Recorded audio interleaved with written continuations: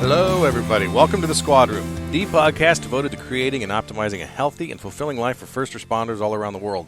If this is your first time listening, thanks for joining us. I'm your host, Garrett Teslaw. I'm a sergeant for a sheriff's department in Southern California, and this Squad Room little experiment is where I try to talk to experts in a variety of fields, looking for those force multipliers that I can apply to my own life. My goal is to help make you and me happier and healthier so we can pursue our challenging careers with energy, clarity, and a commitment to our oath. Our guest today is Jeff Halstead, former chief of Fort Worth PD. Fantastic conversation about leadership and surviving a 30-year career, having a happy marriage, what it takes to be a leader versus a manager versus a supervisor. This is one of those episodes about just pretty much straight up about leadership and his perspective on where policing needs to go. Jeff, since he retired, has founded an organization called hopeforblue.org. And the organization actually does much more than I ever thought it did before we started this conversation. Jeff and I got connected up through a listener and got put in touch with each other. And we've been sharing emails back and forth, and luckily we were able to have a conversation about it today. And, you know, I like having chiefs on. I like having high-ranking chiefs, sheriffs on because they have perspective that I don't have. And that's what I'm looking for. I'm looking for someone who can give me some tips after 30-plus years in law enforcement how to survive this career. You know, I have some advice. I can give a rookie some advice after 10, 11 years, but I don't have that long view. And so I'm looking for – that's why I'm talking to these people. I want to figure out this long view, what makes them successful in different areas. And that doesn't mean just promoting up, but as the chief mentions, married 30-plus years. And to be a law enforcement officer for that long in that high stress of position and still be married, well, that's a success right then and there. So it's a great conversation. The fact that he retired and then went out and started all these efforts to really give back to the line level guys, I think speaks volumes about him. And, you know, I know that sometimes when we have these these chiefs on, I know someone out there is not going to agree with my take on this person, or they're not going to like their style or ethos or whatever. And it's probably oftentimes people who have worked under them. And I like talking to them, and I like getting the perspective because I am so far removed from working for Fort Worth PD that I have, and he came from Phoenix before that, and from Phoenix, that I have no preconceptions about what happened in those specific departments. You know, he's clearly got pure intent when it comes to his desire to help law enforcement and to better the profession and to do good work. And I think it's great for me and for now you to be able to listen to this with that perspective without having to filter some of that through our own paradigm of being employed by the agencies. You know, I know for a fact that if my sheriff said some of the same things, I would probably be reluctant to have complete buy-in because of other organizational factors at play that have nothing to do with him, but just they color the conversation. So when Jeff and I talked, it was such a fantastic conversation. I left it so motivated to go out and do good work, and I think you'll get a lot out of it too. We talk about hopeforblue.org. We talk about an app he's developing for line level guys to help protect you from civil litigation and internal affairs. We talk about the difference between leader, manager, supervisor, his career, 20-plus years at Phoenix, then over to Fort Worth, the importance of why he thinks we need to go to an education-based discipline system. It's a great conversation all around, and I'm going to get to it right now. So real quick, you can follow him on Twitter at H4BNow. That's H4, the number 4B now on Twitter. You can follow him on Facebook if you search the Halstead group, HALSTEAD.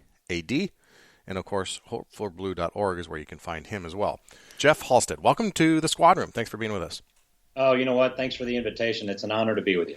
I appreciate that. We got connected through a mutual friend, actually a listener of the show, who recommended that I reach out to you, and I found you on LinkedIn because of the work you're doing now, and we'll get to that in a bit. But appreciate, one thing, this is a total aside, and not intended to bring this up, but thank you to all the listeners who keep putting me in contact with these great people who are emailing me and telling me, hey, you got to check this person out. You got to see what they're doing, how they're reaching out and responding to law enforcement. So you were one of those contacts. I got connected up with you through a listener. We chatted a little bit, and and we got you on the show. So you you're retired at this point, but you were at your last moment of being sworn were the chief of Fort Worth PD in Texas. Yes, sir, I was. That is not a small city, so I'm excited to learn about some of the dynamics of what you had to go through as chief and some of the lessons you learned in that job. But to give everybody some perspective and some knowledge of your history, can you take us back to that rookie year where did you do your whole career in Fort Worth, and then kind of walk us through your progression, the short version of your resume? Yeah, so started the law enforcement career in 1988 in Phoenix, Arizona. So I started my career in Phoenix, and I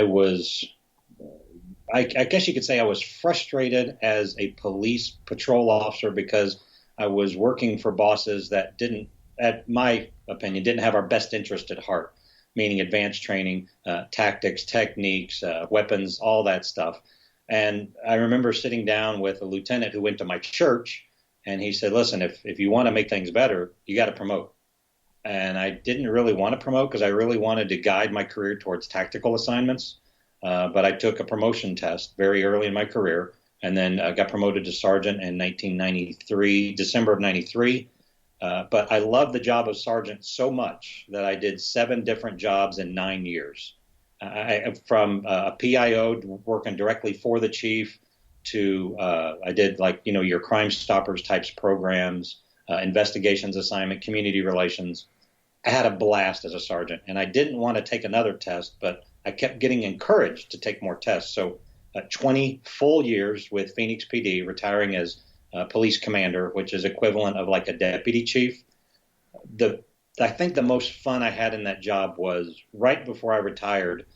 I had the opportunity to be the lead planner for Super Bowl 42, and we built the state's largest joint operations center, as well as the public information center to run this event. And we started a new traffic control where we brought in all affected agencies and worked them into the system of the incident command system, which was mandated by NIMS. So we were fully NIMS compliant back with Super Bowl 42. And it was kind of fun because at Super Bowl 49, it went back to Phoenix, and the chief called me saying, hey, your plans are still on our books. It was, pretty awesome.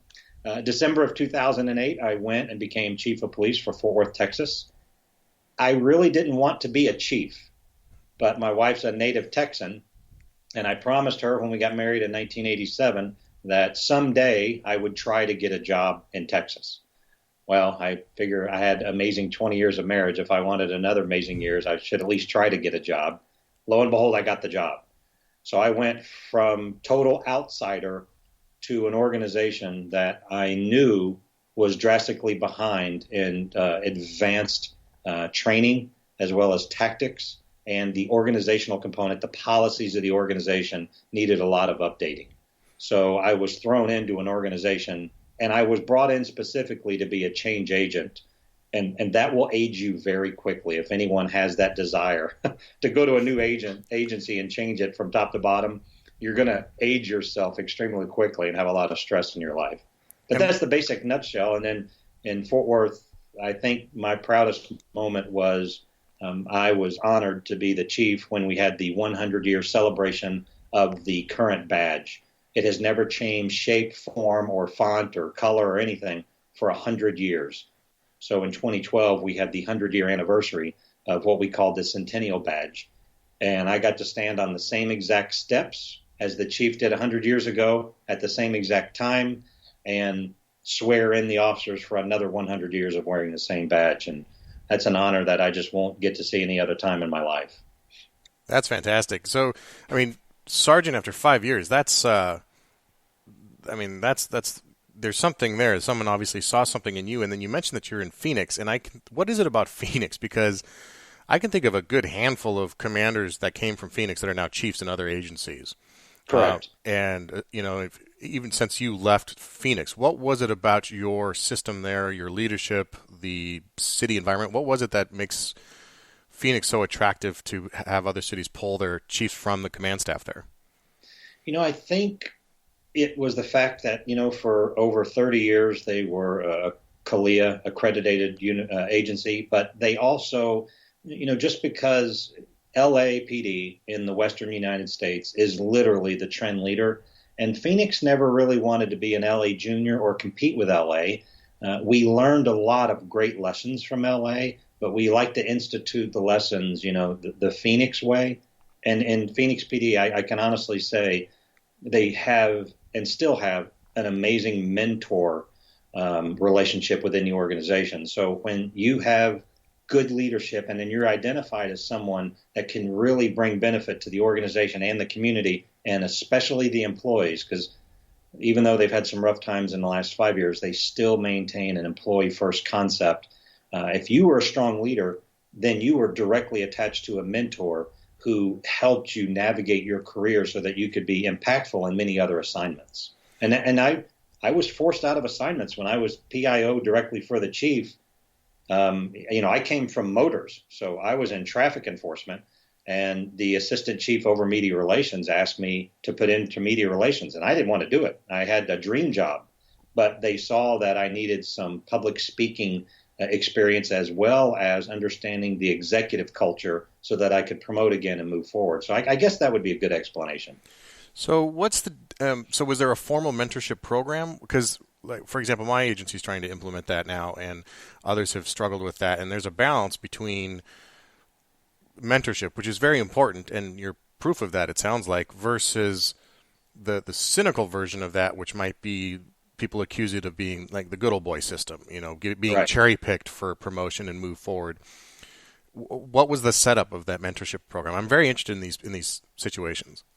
So you actually described it perfectly, because there is a distinctive fine line between a true mentorship that is based on leadership and leadership growth and a clique.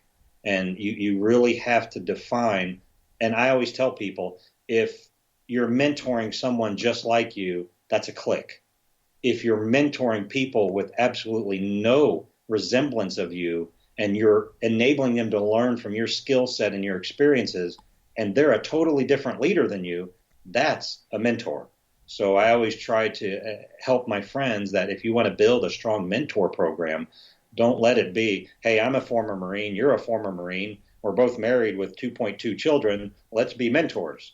You're really not going to learn that much. You're just going to have a clique, and you guys are going to play basketball off duty, ride Harleys or whatever. Mm-hmm. And I actually used a real example for that description. But the other one is finding persons that are not like your leadership style so that you both can grow from the relationship. That's what I drive aggressively in the areas where I worked as well as the areas where I was chief. That's interesting, and I like the idea that you have to intentionally pick people that are different than you. I mean, I'm sure you felt it as a sergeant, and I certainly do too, that my best lessons come from having to connect with people that I can't relate to naturally. You're exactly right. And I think that makes us better leaders. It also makes us more compassionate when we deal with the difficult 80 to 90% of the headaches, which are personnel issues.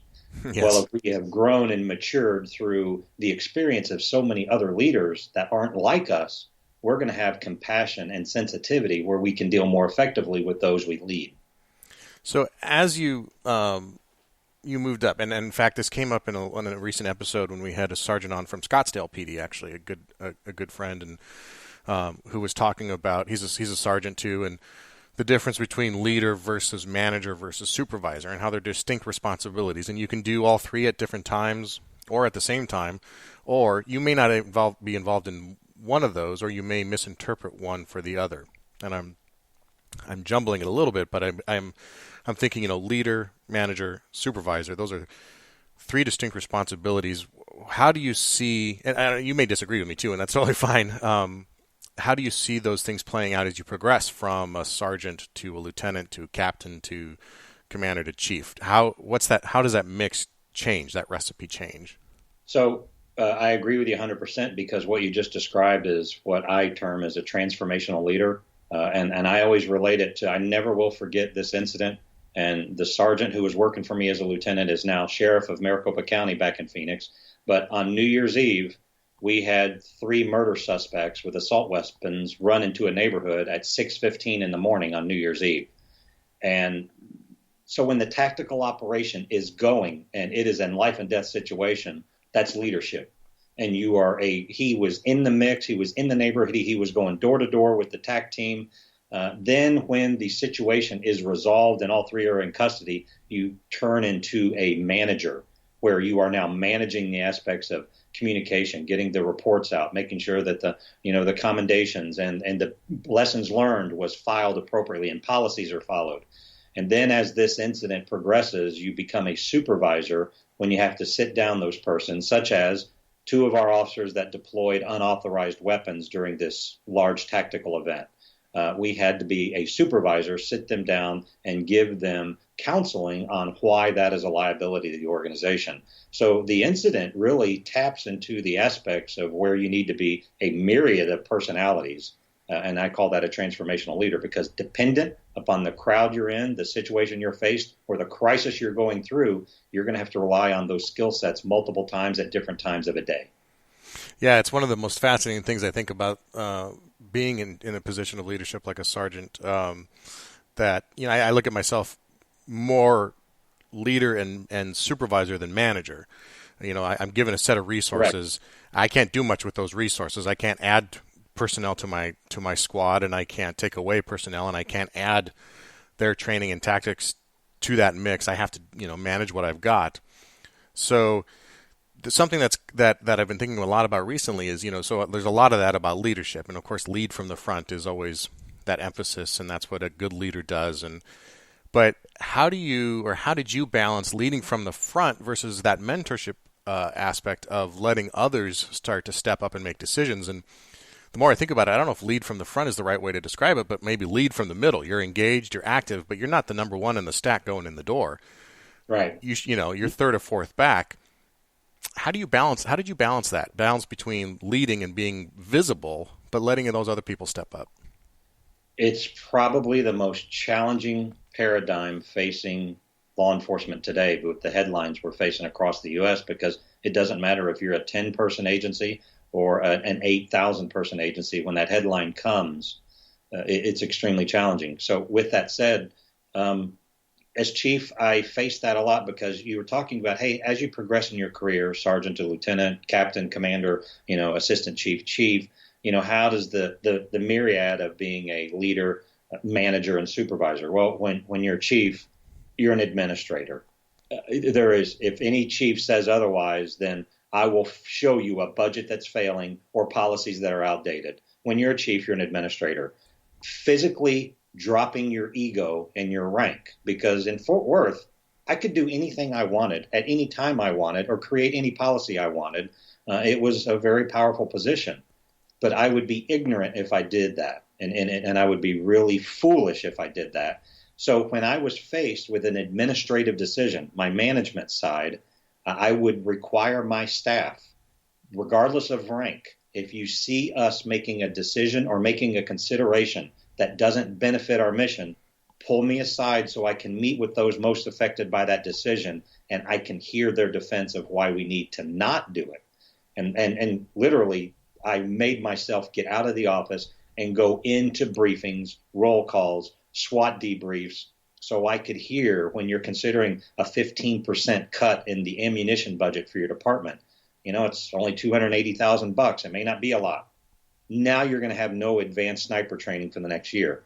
That's a big deal, and that's a giant liability. If I didn't get out of the office and listen to those troops who do the tough jobs at 2 o'clock in the morning when I'm sleeping, I'm not going to know as a administrator what's best to lead the organization. And that's tough, because the ego of chief is you don't need to listen to anybody, and you really don't need to consider anybody else's thoughts or feelings. But in essence, you have to, because you really want to make sure the decisions impact those who are completing your mission. And that's absolutely critical. And I was very fortunate that for 6 years straight, crime went down consistently for 6 years straight, and we added not one human being to the police department. We implemented technology. I let the people doing the job become more efficient in the way they wanted to do the jobs. And I let captains run their precincts and captains run their divisions. And I didn't second guess them unless I could see a better way to do it. So I let rank fall many, many times throughout a work week so we could just have leadership discussions on how to make the organization better. So when you came in, like you said, you came in as an outsider. You came in as a change agent. Cops, we survive on cynicism. It's what gets us through the traffic stop. It's what gets us through a shift. But it's also corrosive. But I can't imagine you were greeted with unanimous applause. There must have been some concern about the outsider who's coming in to change things. Cops hate change. People in general hate change. Yeah. How did you bridge that and build some trust? So, and this is a good model. I try to help my friends who get chief's job from other agencies. I always tell them, you're going to have this knee-jerk response that you want to make some changes super, super quick.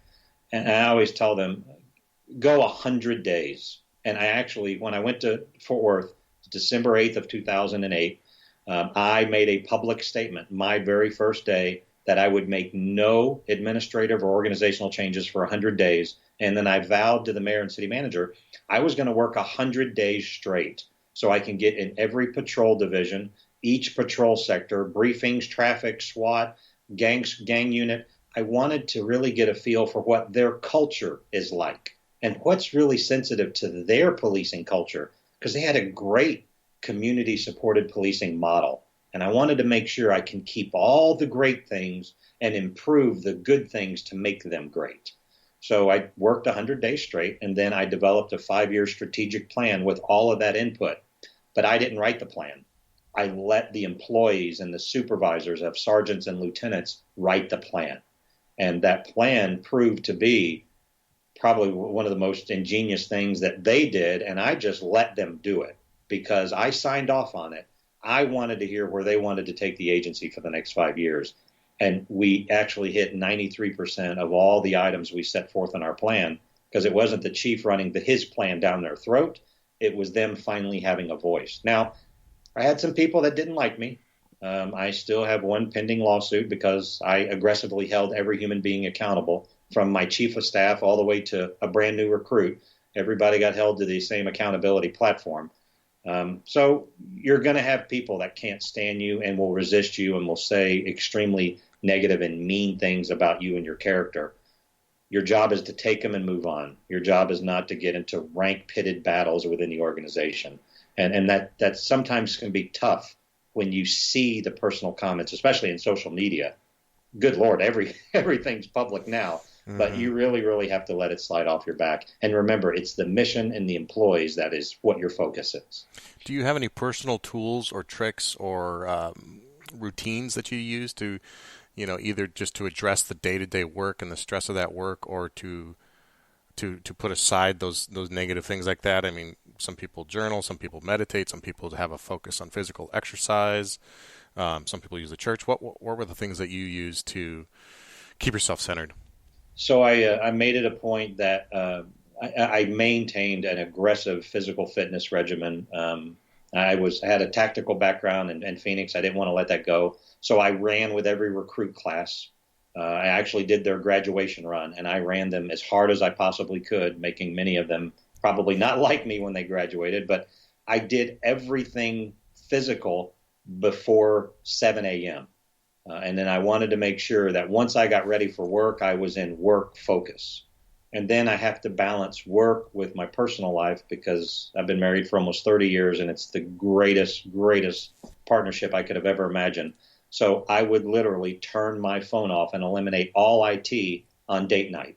And I would tell my staff, my chief of staff or the assistant chief covering for the weekend, I'm IT free the whole day of Saturday.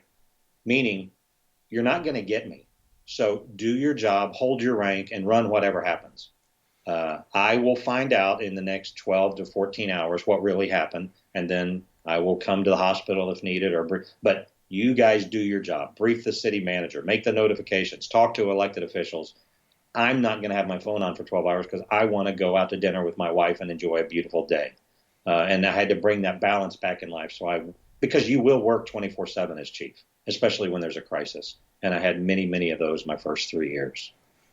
Yeah, it's interesting to hear that perspective, and I think it's something that anybody, a line level guy, can learn from too. Not just someone in chief's position, but the rookie who's wanting to work the extra OT and wants to be at the station 24/7 because just everything's brand new and exciting, and it's just golly gee, it's fun to go drive a police car around, you know.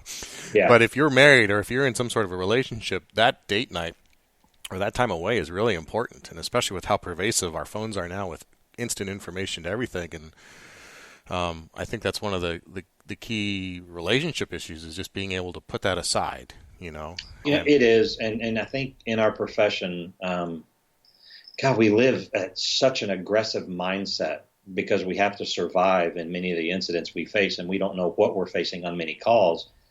But, you know, when you're out to dinner with your spouse and you want to really, really reconnect and touch, then lock your smartphones in your glove box and go have a nice 1-hour dinner and enjoy your movie without trying to sneak a text to a friend, because you're just taking away from that personal investment that's going to bring balance to your life and happiness to yourself.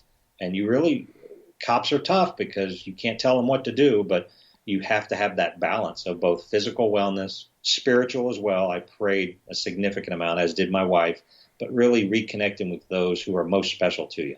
So I always made sure we never had smartphones at dinner. I always made sure that we had IT-free conversations many times so we could just listen and look at one another. And that was so important because it made me human again, and I could be a better decision maker at work. Yeah, absolutely. So I want to go back to leadership a little bit and then touch on your the fitness regimen you mentioned. But the leadership, is there any books, any specific people you followed, anything you used as your template, or was it just something that you were able to develop through your mentorship program at work? And I'm asking because I want to be able to tease out things that we can directly point listeners to if they are able to use these things, or things that you found since you retired that you think are just fantastic examples of how to do it. Tell you, I preach this constantly. I was fortunate in 1998. Then in Phoenix, Chief Harold Hurt picked me as one of 8 train the trainers for a book called Enlightened Leadership by Ed Oakley and Doug Krug. And you can ask my wife, you can ask my 2 sons, you can ask the people that I worked around or the people I led later in my career. That book absolutely changed my leadership style, my managerial capacity, as well as my compassion for so many that we are fortunate to lead with. So that book is phenomenal. The book teaches you to be an enlightened leader, meaning it's the soft issues of leadership, the personnel issues, the sensitive feelings that employees will have, the things they're not saying that you need to hear. Those issues will make you a stronger and deeper, compassionate leader. And unless you know how to harness them or get them out of others that you're leading with, you're really not going to be impactful in their lives. So that book changed my life. I got to teach enlightened leadership to every employee in the Phoenix Police Department. That's 4,400 employees over the course of the next 3 years. So from 99 to 2002, my signature is on every single one of their attendants. We did 30 to 60 at a block, but the chief wanted every human in that organization taught on that. And then when I started living those and it became part of my character, when I went to Fort Worth, I implemented that as well. And not as formally as Phoenix did, because we didn't have funds. We had budget cuts all 6 years straight. But I made sure that I went out of my way to teach them the philosophies of that book. And I gave many copies to especially the first line supervisors, which is without a doubt the make or break rank of any organization in policing. That first round supervisor will make your agency amazing, or they're going to bring it down with absolutely fiery crash. You just need to understand how powerful that rank is and embrace them into your leadership circle. Yeah, we sergeants like to think we run the organization, don't we? I always tell people all these personnel issues that were huge headaches in Fort Worth, you can relate it back to a sergeant, because and one of them was just a simple policy issue on appearance. And because the appearance was never addressed or adhered to, this employee started doing aggressive things while on duty. And we ended up arresting him for selling marijuana to prostitutes out of a marked patrol car.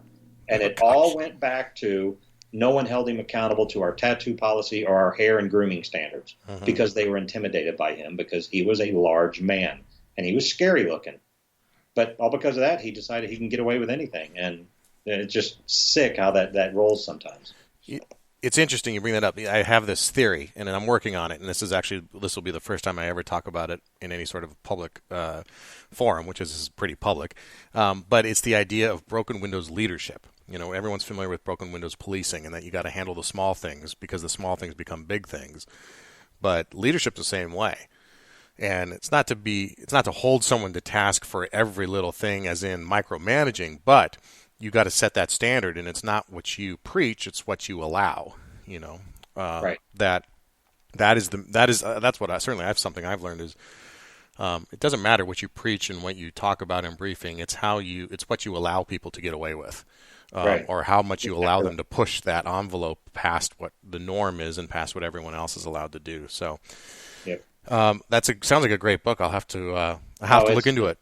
It's a phenomenal book. In fact, I got more out of it in my personal life than my professional life. I mean, it made me a really, really conscientious leader and supervisor.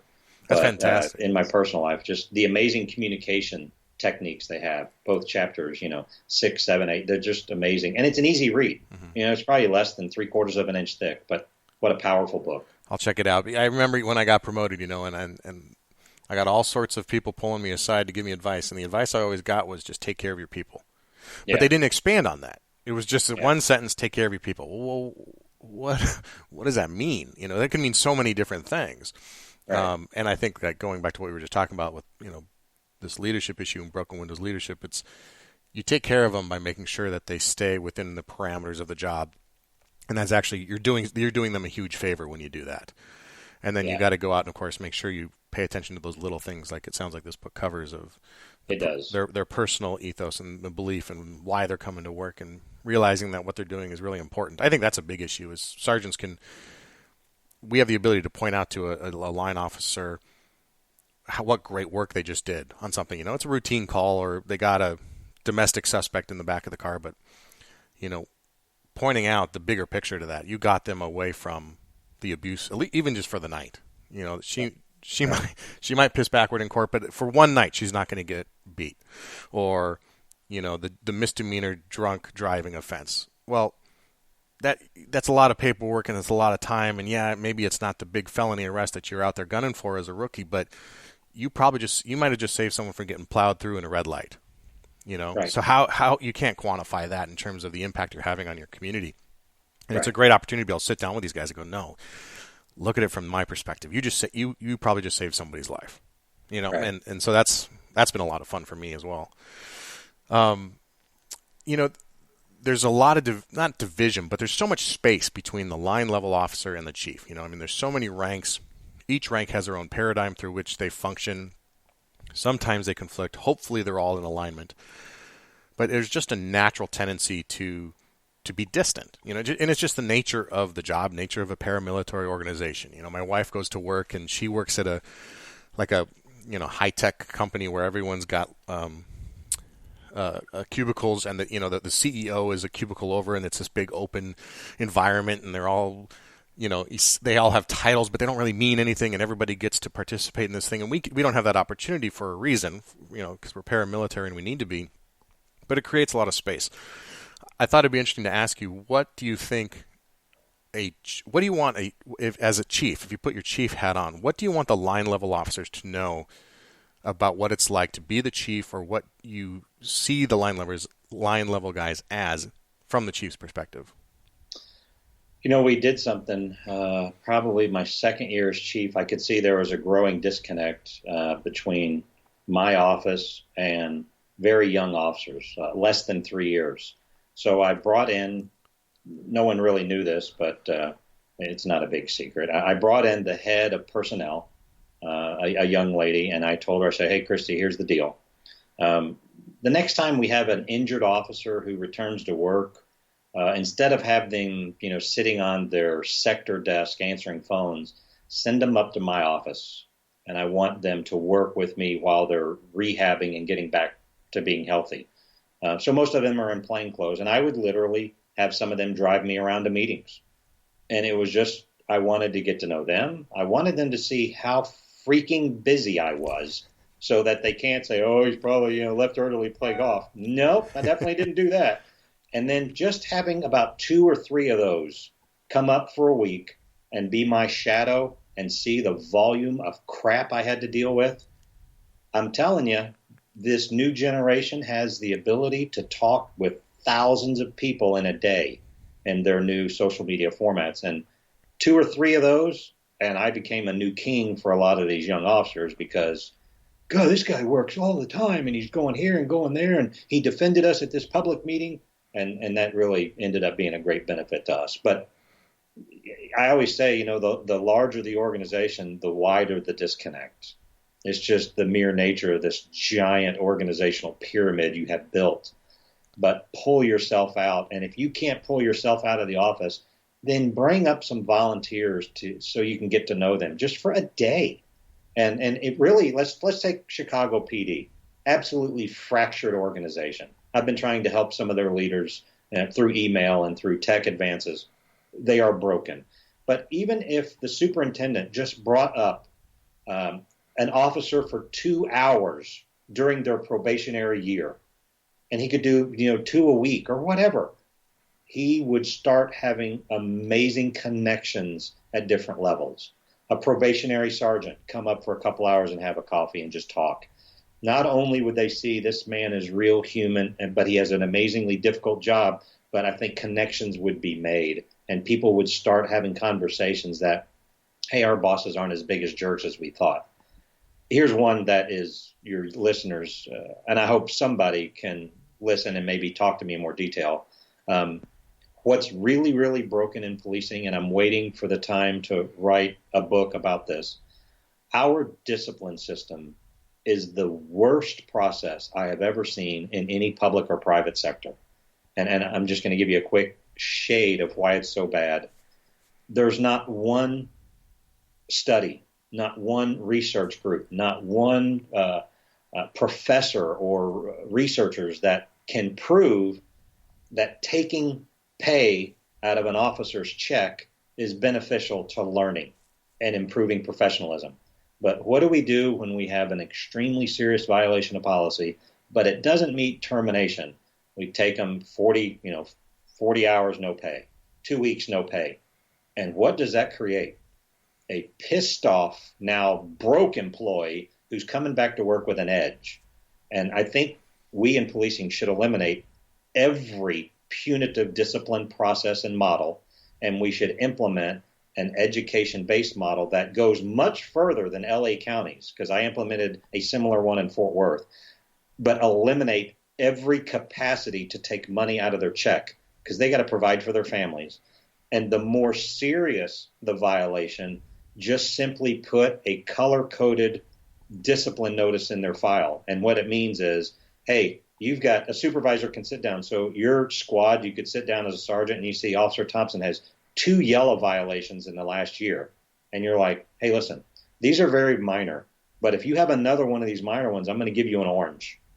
And if you advance to red, the chief has the capacity to fire you immediately. There's no loss in pay, but there are distinctive communication models that this color means you're getting close to losing your career. So let's invest training. Let's advance a new relationship. Let's look at a new assignment, because we don't want you to start stacking these deeper colors into your file. And then wash them out when there has been a time period where there's been great behavior. So he's got a couple of yellows in there for a couple at-fault accidents, or he called some woman a bad name on a traffic stop. All right, it's been 3 years. He's been a stellar employee. Throw him out of his file. He starts fresh. You'll see an employee gets investment from management and gets leadership training and skills, but he also is less of a liability out on the street. So hopefully we can get rid of this paid time off crap and ruining their paychecks to think they're going to learn, because they don't learn. They just come back with an edge and a chip. That's a very excellent point. That the challenge in anything like that is getting the buy-in at all levels to make it consistent. Exactly. Did you find that as a challenge, or were you able to find a way to?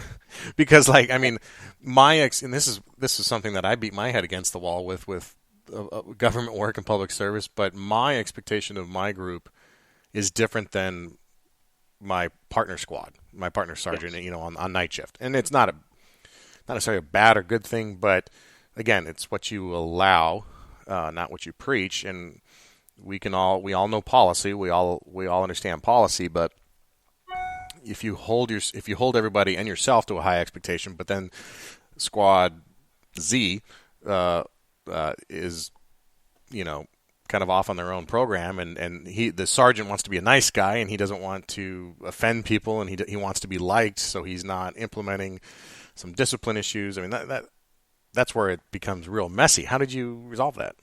So where we're not learning in policing is like April 15th of 2010. I remember the day immensely because we instituted the new advanced learning discipline matrix. And what we did was we took the last 5 years in internal affairs, every possible violation that was committed by every rank of every employee, and we laid them on a grid system. And we had agreed upon discipline that would be administered because of the violation, but also the advanced learning that management would follow up on so that we don't have repeat situations.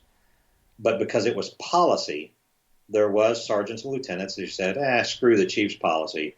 And then they had little pet projects. So you love Officer Thompson, but Officer Smith's a jackass. So boy, the day Officer Smith gets a complaint on a traffic stop, I'm going to ream him or her. But boy, if Officer Thompson, my buddy, I'll always take care of them and make it go away.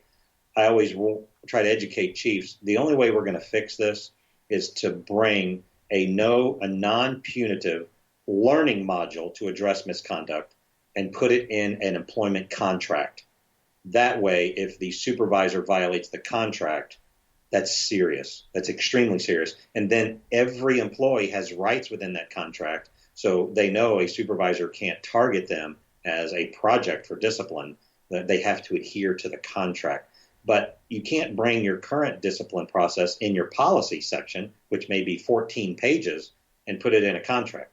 You have to simplify it and make it easy to understand and bring community leaders and police activists in the system so that it's all agreed upon. Because a lot of our activists and citizens think when we give somebody 80 hours, off with no pay, they literally think they get a free paycheck and get to sit at home on their couch. Even though we say they are not receiving pay for the next 2 weeks, they think, oh, no way, they're still getting paid. They'll trade in vacation time or comp time. And some do in some agencies. So I think we need to simplify it, make it a 2-page deal where everybody understands if you lie, you're going to get fired. If you intentionally violate someone's civil rights, you're going to get fired. If you commit a felony act on or off duty, you're going to get fired. Okay, so you just make 3 termination categories, and the rest are addressed through a documentation type discipline where no pay is taken away, but we invest advanced training and learning so they become a better employee. And I think once it's in a contract, you're going to have buy-in from all levels. And nobody can kind of screw with the policy and customize it to fit midnight shift in this one part of the city because, hey, we're road warriors and we deserve more flexibility. We just got to get out of that mindset. It's hurting us as a profession. Yeah, no, I think you're right. And it sounds like moving to somewhere where it's not as moving to a model where it's not as stigmatized as losing pay or being fired, where it's more of an education thing. We all go to classes. It's we all go to quarterly training and we're all going to updates. I think we can all understand the value of classes, even if we're necessarily mandated to go. But we have surgeons in America that have had dozens of patients die on their table, and they're not getting fired. Mm-hmm. Yep. But they have to learn what happened. There is liability attached with their decisions, but they have to go to advanced learning and other surgical tactics and techniques so that they can lessen the possibility of that occurring again. And I think we have to honor that as a profession. If we want to be a profession, then we're going to have to institute the fact that our employees make errors. If there's no mental intent to commit a crime, commit a felony, violate your civil rights, or to steal, cheat, or lie, then you are trainable and learnable as a valuable commodity. And we gotta really accept that. I like that a lot. I mean, we're writing a note right here just to make sure that we get that one. So you did your time in Fort Worth. You retired. What was the decision, or what time did you realize it was time to move on and try something new? I did not want to leave. I just finished my 5-year strategic plan, so it took us 6 to 9 months to implement it. We ran it for 5 full years, and then I contracted with the Police Executive Research Forum, PERF. I paid them to come and do an independent audit of how good was the plan. And the plan ended up being well over 93% successful. Wow. And then I was going on, was my second mayor, and it was going to be my third city manager. And I was getting tired. 6 years, I never got a dime of a pay raise. And my budget was cut 6 years straight. And I got really tired of having to do more with less and not being compensated fairly. Per capita, I was the lowest paid major city chief in the U.S. And my request to at least to have an honorable pay scale that was equivalent to other major city chiefs was denied 10 times by 3 different assistant city managers. So I got frustrated was the first part, but because there were so many internal conflicts going on, a lot of racial issues, and when you're chief, you become the target of everything. Even though they're mad at their lieutenant, the grievance or the civil rights case is coming against you, even though the lieutenant screwed up. And I just thought to myself, well, no one's compensated me fairly for what I'm doing. No one's giving me any success recognition for the 5-year strategic plan. I don't want to implement another 5-year plan, kill myself making it successful, and have another 6 years of not getting any compensation for it. So I just talked to my wife and said, you know what? I made Fort Worth very successful in their camera program, and I think I want to help Taser implement this type of program in many other agencies, especially small and mid-sized agencies. And then we agreed, yep, let's just leave on the high note. So we had the Super Bowl win. Perf came in and audited.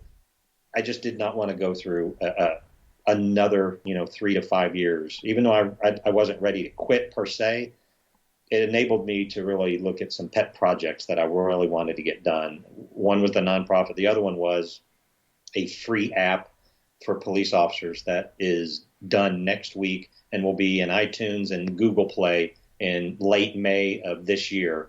It will be the safest and most effective way for any officer in the United States to communicate, and it's impossible to figure out what you're saying or who said it. So I've been working on that for 2 years, and it's almost done. And I self-funded it, so I'm not obligated to anybody to make it do a certain thing that they want to do. I just took care of cops.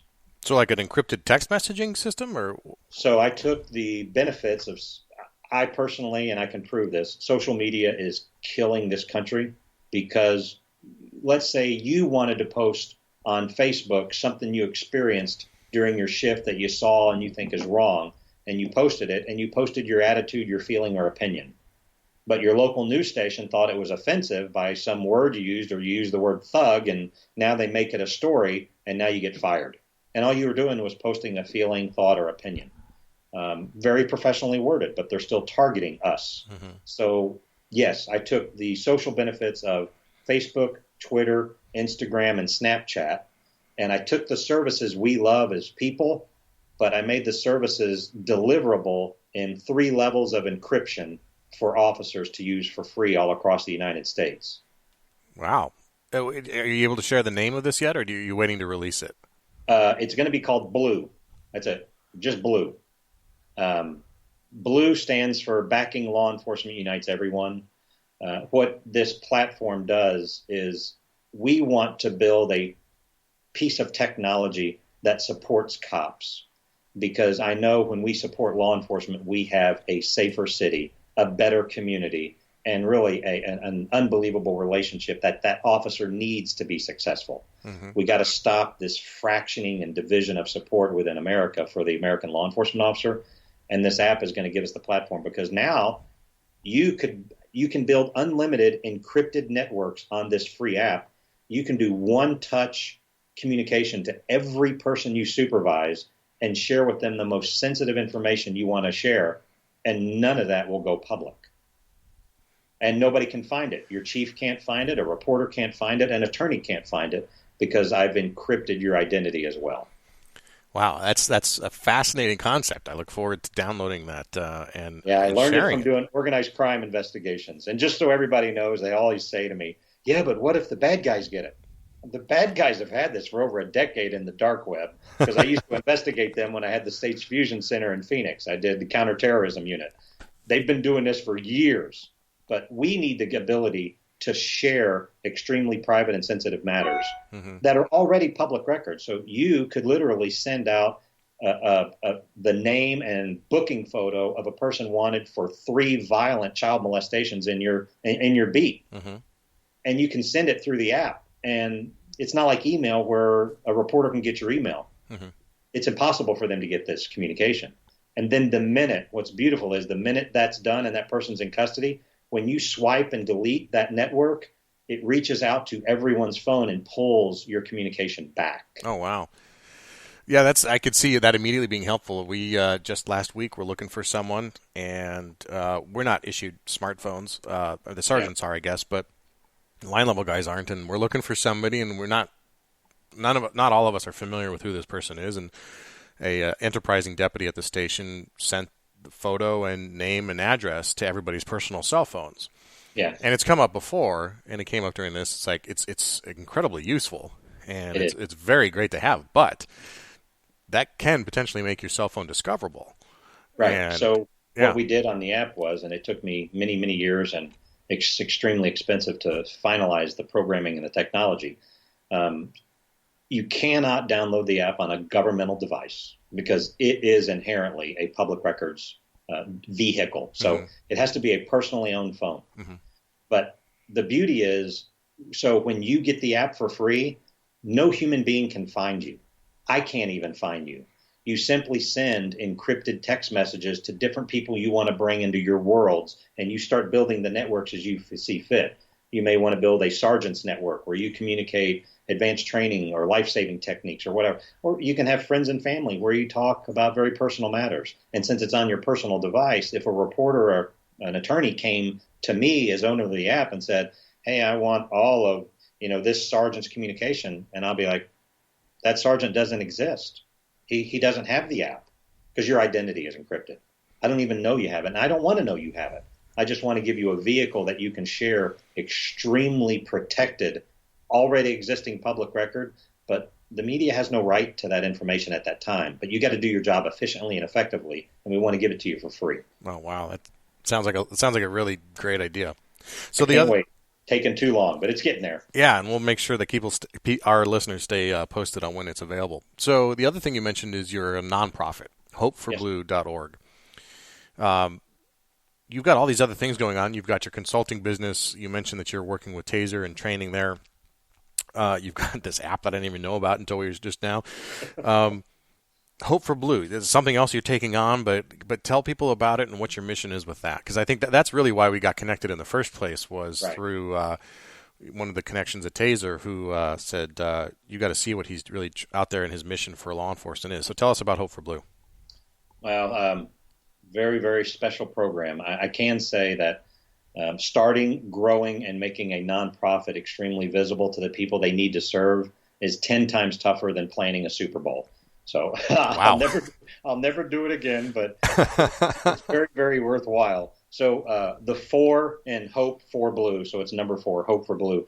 The 4 means it's just 4 missions we have, and these missions could have benefited me throughout my career, but the most important mission that we have that I think there's a giant gap in law enforcement is when you're critically injured on duty and you are now forced to medically retire, you really, as a medically retired police officer, I don't think you need to worry about, will my state industrial compensation cover me 100% for the rest of my life? I found from personal experience that that is not the case. I had 3 officers in Fort Worth. One of them committed suicide. And then I had a police academy friend, mentor, amazing beat cop. He got critically injured and was facing monumental medical procedures, and he committed suicide with his duty weapon. And I did his honor guard for his services. The gap was when you're critically injured, you're forced to medically retire. From that date of medical retirement for the rest of your life, there's no organization to help you offset the unfunded expenses that occur with you living or getting a new piece of technology or innovative rehabilitation. Because the state industrial compensation, regardless of which state you live in, are average at best. And there are giant gaps in their coverage. Mm-hmm. We want to fill the funding of the gap. And so what happens is it costs only $2 a month to be a member of Hope for Blue for a police officer. That $2 guarantees you, if you are ever critically injured on duty and you medically retire, then for the rest of your life, our board will raise money for you so that when you come to us saying, hey, this new innovative wheelchair is $3,500 and state industrial compensation only covers half of it, we'll pay the other half. So we don't use the I word, insurance, because it's not insurance. We call these member benefits so that we're not regulated by the insurance industry, because we want to serve cops and not be restrictive. The reason your state industrial compensations are extremely restrictive is they're governed and regulated by different segments of industry. We don't want to do that. So that's the most important mission, is giving you protection if you're critically injured for the rest of your life once you medically retire. The second benefit, we also cover line of duty deaths, but so do so many other people. We just let our members know if you're ever critically injured and or killed, that's when all your coverage kicks in. We replace every canine in America killed in the line of duty. The asterisk on that is they can't die from heat-related injuries because they were accidentally left in their vehicle, because sometimes that leads to an administrative or a criminal investigation. Mm-hmm. We don't want to be part of that liability attachment. So if they're shot in the line of duty and killed, like we had one in Vegas here last year, we pay for the dog immediately. We don't want the budget cycle to take 18 months to get a new dog there, because that dog saves officers' lives. So we'll buy the dog in 30 days and just give it to the agency.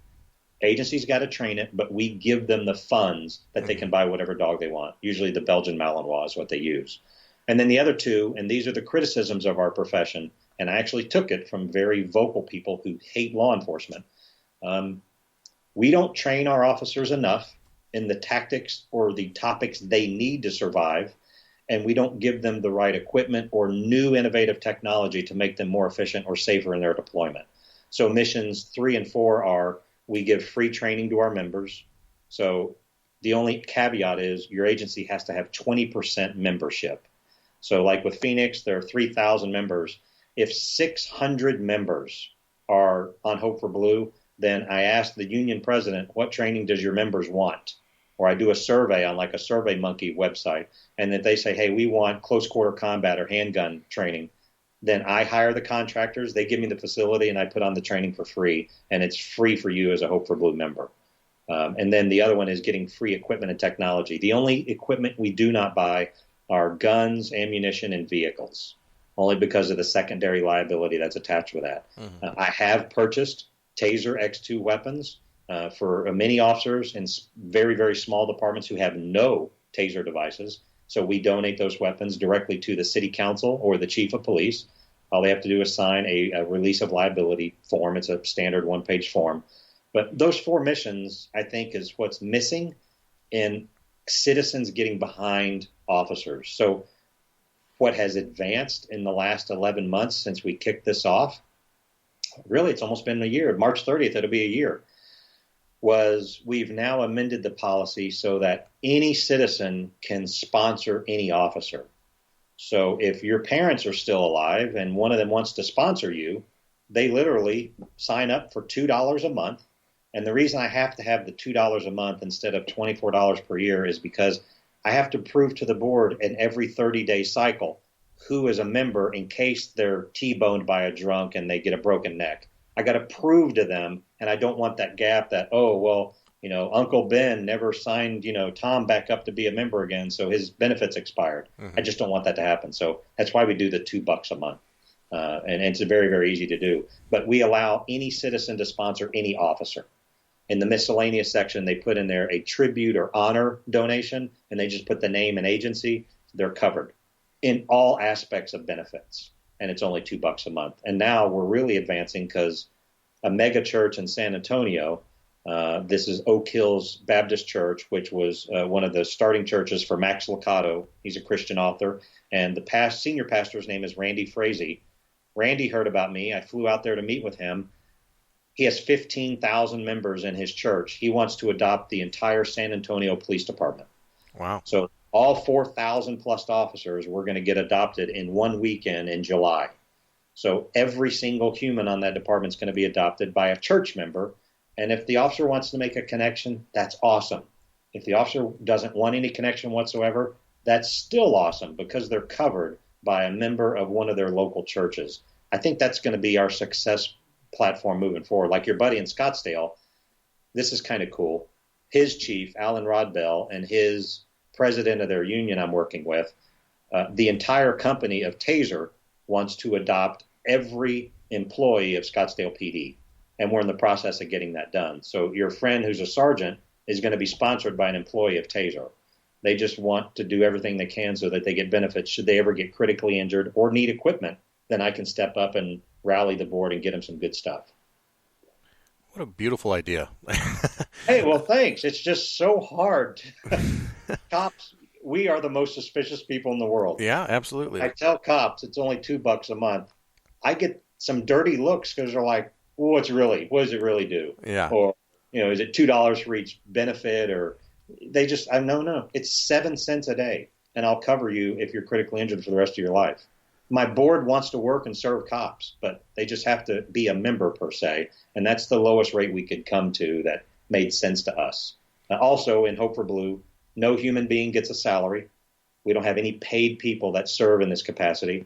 And unfortunately, it is a one-person nonprofit, which is yours truly. So Saturday, Sunday, and Mondays, I usually do the admin work for Hope for Blue, make sure the membership roster is current, communicate with the board of directors, and try to evaluate what kind of training or what kind of needs I'll have for funding to meet the training goals we have. But we're still small. I think we're only serving less than 300 cops across the U.S., but we've done very little aggressive outreach other than social media. When these church adoptions and mega church adoptions hit, then we're probably going to get a lot of national media coverage, which will overwhelm us, and we'll eventually have to hire some employees. But in our bylaws with the IRS, because we are a 501c3, 80% of all donations has to go directly to the missions. Mm-hmm. So we cannot spend more than 20% on administrative or overhead and or expenses. So we won't be like some military support groups where 60, 70, 80% goes to the CEO and the people, right, and very little goes to the missions. We put a ton to the mission. And I love the idea that you can be sponsored, and that this maybe necessarily isn't even somebody you will ever meet. But that someone, like we were talking earlier about that contact with the public and that support for law enforcement is going to improve relations across the board. But this is such a nice way for someone to just, even anonymously just reach out and acknowledge the efforts. You're exactly right. Yeah, and it's so cool because you could have an officer come to your house for, somebody stole your lawnmower, but this officer was so professional, so caring, so genuine. Now you can actually get online in 2 minutes and change that officer's life forever for $2. Yeah. And that officer may not know, but we do try to reach out to the officers that get sponsored and let them know, hey, Mrs. Thompson at this email address sponsored you in Hope for Blue. And we give them a packet, some lapel pins and stickers, and say, all we are about is bridging a solid component of unity to law enforcement, and making the profession more professional. Equipment, training, and services that are brought forth by the private sector. That's just what we want. Budgets are cut across the U.S. That cannot be an excuse to not train our people effectively. Yeah. So we got to deliver an increased training platform in the next 5 years. Before we get to how people can find out more about Hope for Blue and where to reach you, you do go out and you talk to agencies all around the country and in all your different capacities. But I'm curious what you want, like the rookie officer who's coming into a profession that's very conflicted right now, under a lot of attention, a lot of it negative. What do you want them to know, either about the job or their mission, or what value they're bringing to their country? A couple of things are so important, and I spend a lot of time speaking about this to the young officers who are considering the career or are early engagers in the career, and they're thinking, this ain't right for me. There's no simple way to put it. We have been targeted by the media for almost a decade. And social media has now made it easier than ever for media to continue the targeting of law enforcement. And the reason we are targeted is because we raise a lot of money in advertising and sales for the media outlets that target us. So the machine and the targeting is benefiting and raising profits for the media. So they're not going to stop. We have to be more creative in how we communicate and showcase our profession, but we also have to be more supportive inherently across the U.S. 85% of every human being in America loves law enforcement and supports them. But there's a very loud and angry 2 to 3% that's getting all the attention, and we can't let that stray. And I remind young officers that to remember this adage, and I push this out on everything I can, all the social media websites, all the training, even Taser sponsors me for it.